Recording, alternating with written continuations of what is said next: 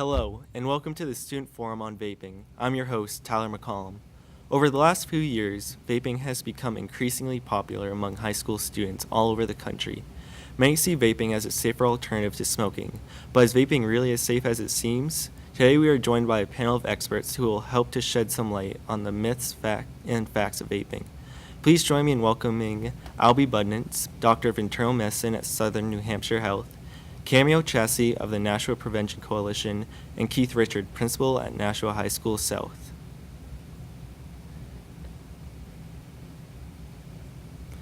All right, without further ado, let's hop right into our first question.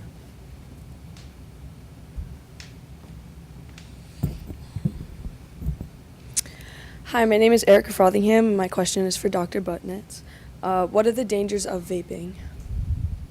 Vaping that we know for sure relates to the fact that it has nicotine in vaping products. They're tobacco products because they have nicotine in them. The only way to get nicotine in a cost-effective way is from tobacco.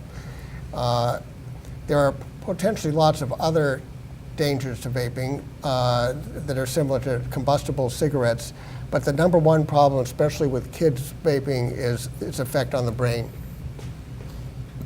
And I think to add to that too is we've just really started doing research on the dangers behind vaping, and we've learned so much about the risks in such a short period of time. So imagine what more we're going to know years from now.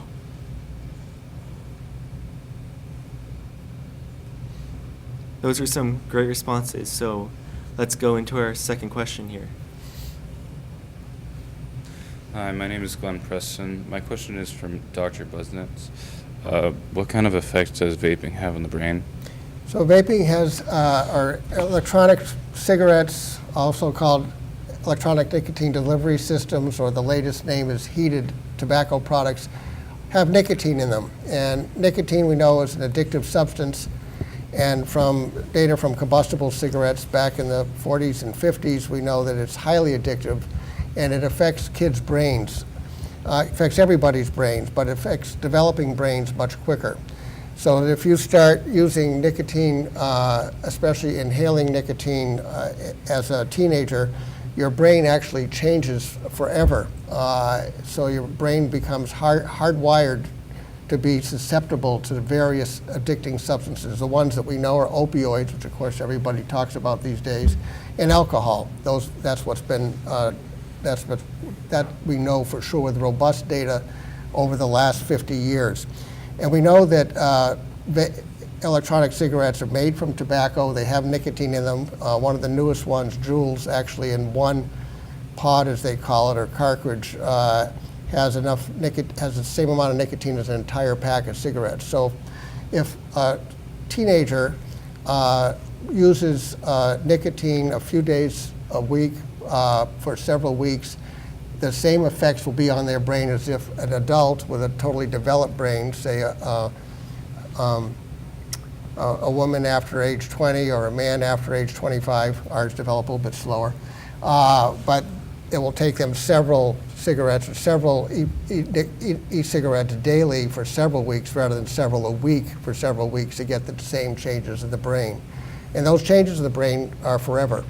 The area of the brain, the award area, which is called the mesolimbic system, where the nicotine attaches, and so does alcohol, so to opioids, the same area called the ventral tegmental area, develops more cells, a higher degree of receptors for the substances, and needs more and more of the substances to then push a signal to the next part of the mesolimbic system called the nucleus accumbens, where dopamine is released, and that gives everybody the high. And it gives you the same substance gives you the high from opioids or from alcohol. And those extra cells and a higher intensity of receptors, for the most part, never go away for the rest of your life. So the most dangerous thing about vaping or using nicotine products, in turn tobacco products of any kind, is that you change the brain and then you're susceptible forever to any of these substances. Anything to add? No? Thank you, Mr. Budnitz. That was a great response. We have someone up here with another question. Hi, my name is Kalik Jones, and I have a question for Ms. Chassie. What makes up the juice or e-liquid?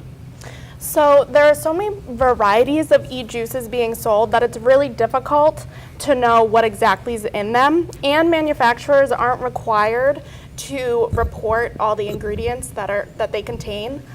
With that being said, most of the e-liquids contain flavorings, of course. They come in all different flavors. Glycerine, propylene glycol, which is an additive used in food and cosmetics. And it's generally deemed safe by the FDA, but they haven't necessarily studied all the risks involved with heating it. And of course, that happens when you're using a vape. And then nicotine, which is the addictive chemical in e-cigarettes.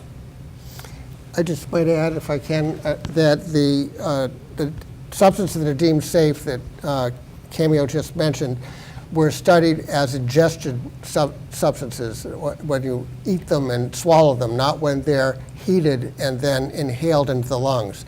So we really don't have much data about what they actually do to the lungs. We don't know if they're safe or not. I would say it's a wild west out there because there are regulations, but there's been no implementation of them.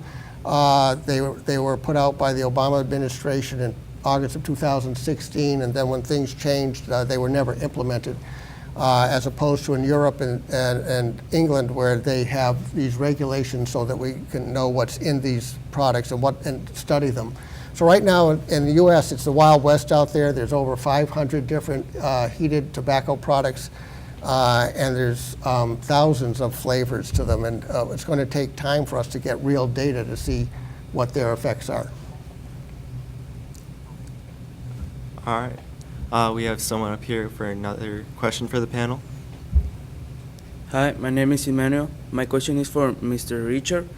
What are the consequences of getting a cough with a vape at school? Yes, so if we find a student in possession or in the act of vaping on school grounds, it is a 3-day out-of-school suspension. And it's been really surprising to see the increase in the number of students participating in vaping in school, and juuling seems to be the most popular one that we come across. I've been kind of doing this a long time, and I really could count on my hand how many times we catch students smoking cigarettes in this building. It just really wouldn't happen. But over the course of this year, the number of students that have been vaping and caught juuling in school it's mind-boggling. And just hearing the other panelists speak about the health harms, I just hope that our students are hearing this and understand what they're actually doing. Are they not only facing a potential consequence from school, but there's also those health consequences that are out there. So we've done our best to communicate that to our students, but yes, if you are caught with paraphernalia or in the act, it is a 3-day out-of-school suspension. And just to add to that, once the devices are taken away, they cannot get them back. And actually, I'd like to add a third thing. I'm pretty sure that in 2010, 3 years after heated tobacco products, e-cigarettes came into the USA, New Hampshire was one of the first 6 states that made it illegal for anyone under 18 to be possessing or using these tobacco products. So there is a actual law that prevents that, and the police would then possibly get involved.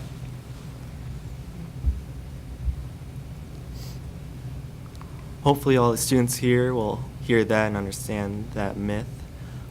Let's go right into our next question here. Hi, my name is Lauralee Hagerman, and I have a question for Dr. Budnitz. How does vaping affect pregnant women? Okay,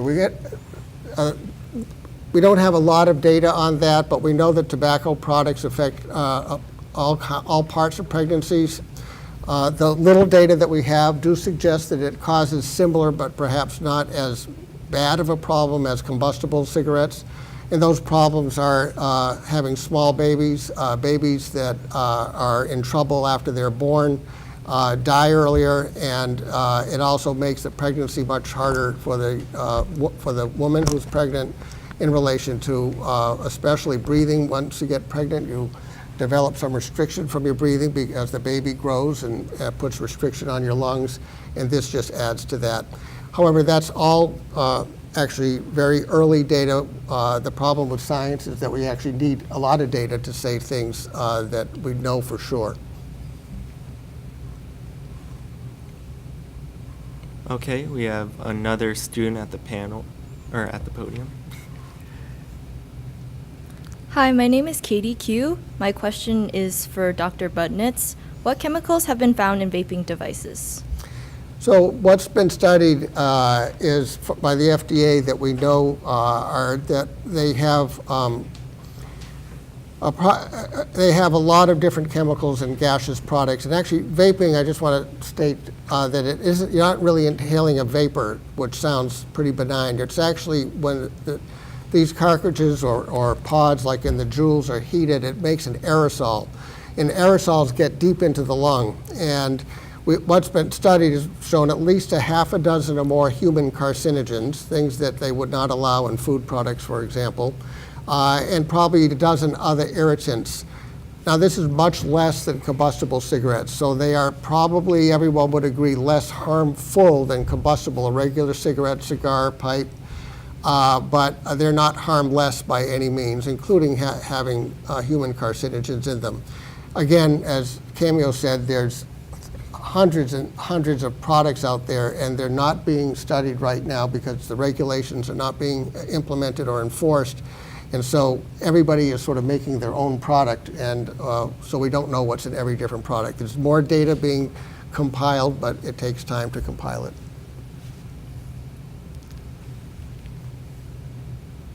All right, very nice. Let's hop into our next question here for the panel.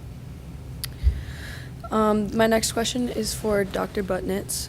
How dangerous is vaping compared to smoking cigarettes? Good question. I think that what we know is that vaping is probably less harmful than cigarettes, but not harmless. And again, more harmful the younger you start, when the brain is not fully developed. They are looked at in other countries where they're regulated, like the UK, as a way to help people quit smoking to get their nicotine without getting as many of the other bad combustion products. But there they're regulated, so they know exactly what the answer to the previous question would be, is what are the chemicals and gases in them. So they are probably less harmful. Everyone would agree with that compared to combustible tobacco products, but they're not harmless. I think, too, it's so important, especially when it comes to youth, that we don't compare these two things, especially because they both have their own set of risks, and one doesn't necessarily outweigh the other. So it's just about education and making sure that our youth know that they're both unsafe and have their own set of risks. And I might add to that, actually, that what data we do have shows that a lot more kids, as Mr. Richards said, a lot more kids are using vapes than they are using combustible cigarettes. We've done a great job of denormalizing that, and kids say that's yucky and so forth, and that it is. But unfortunately, what data we do have, we found that more kids are using vapes that would never have used cigarettes, and the kids who use vapes, because you get a better hit from a cigarette's a better delivery device of nicotine, they end up going more often into smoking, which they may, regular combustible cigarettes, which they may not have.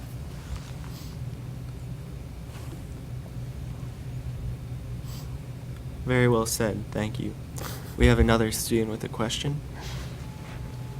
This question is for Mr. Richards. Does law enforcement have any consequences for vaping?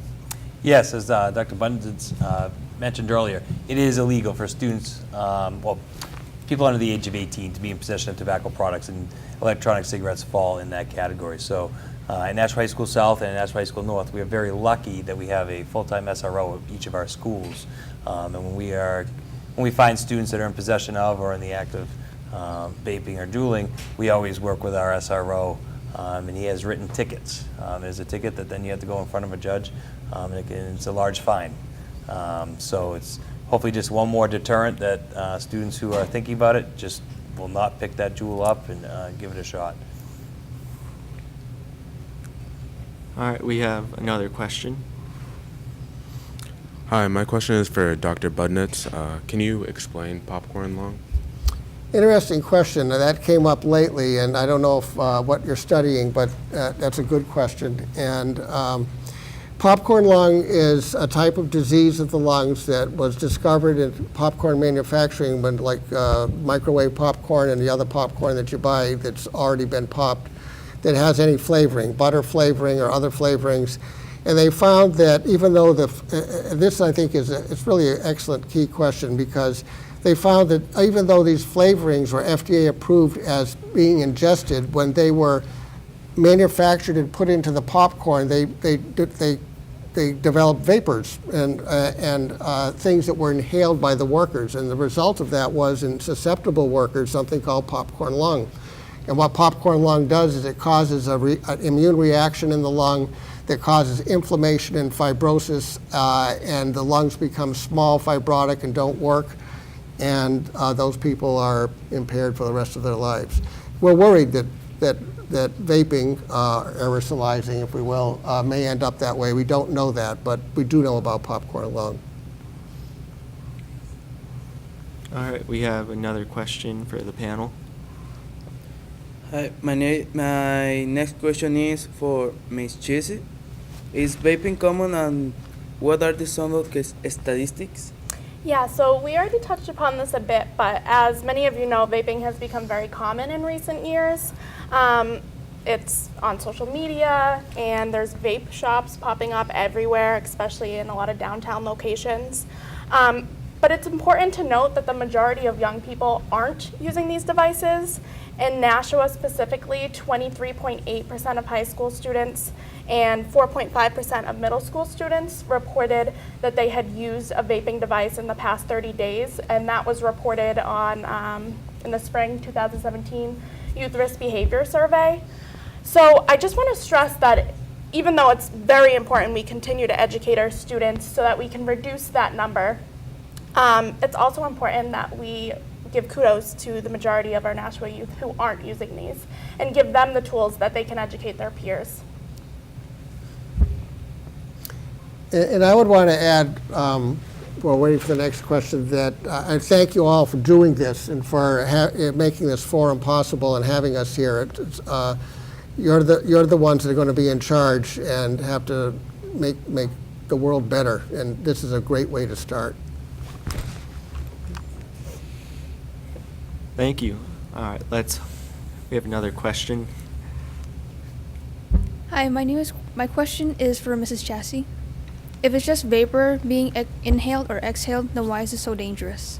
Yeah, so this is one of the very common myths associated with vaping devices, and Dr. Budnitz touched upon it a bit, but I'll just reiterate it. It is not a vapor being inhaled, it's actually an aerosol. People are inhaling the chemicals from the e-liquids, and there's also some toxins that are created by the heating element, so that's what's being inhaled, which creates an aerosol. Okay, let's go into another question.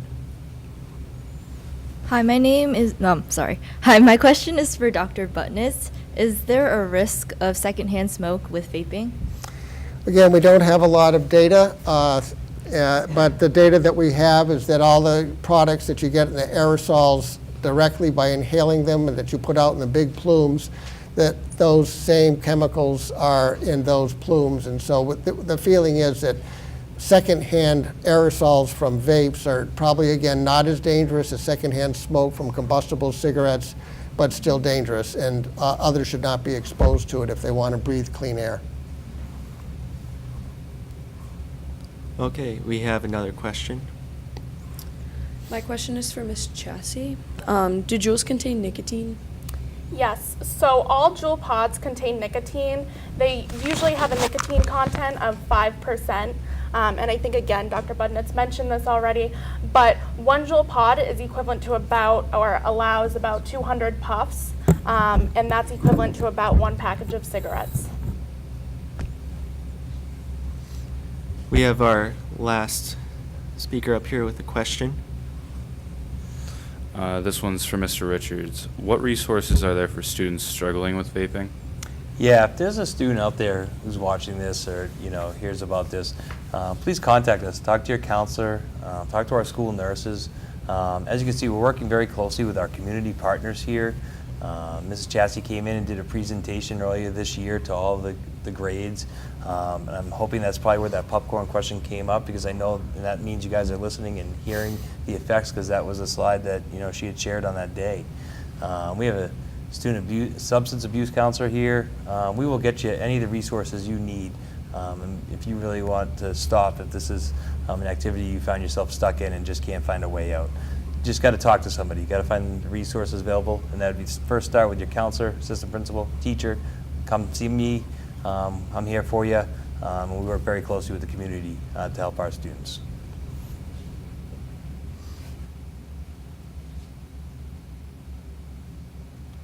That is all the time we have here today.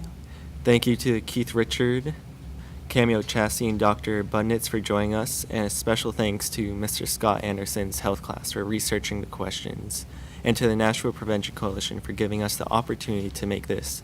If you want to learn more, please visit the NPC website at nashuacares.org. I'm Tyler McCollum, and thank you for watching.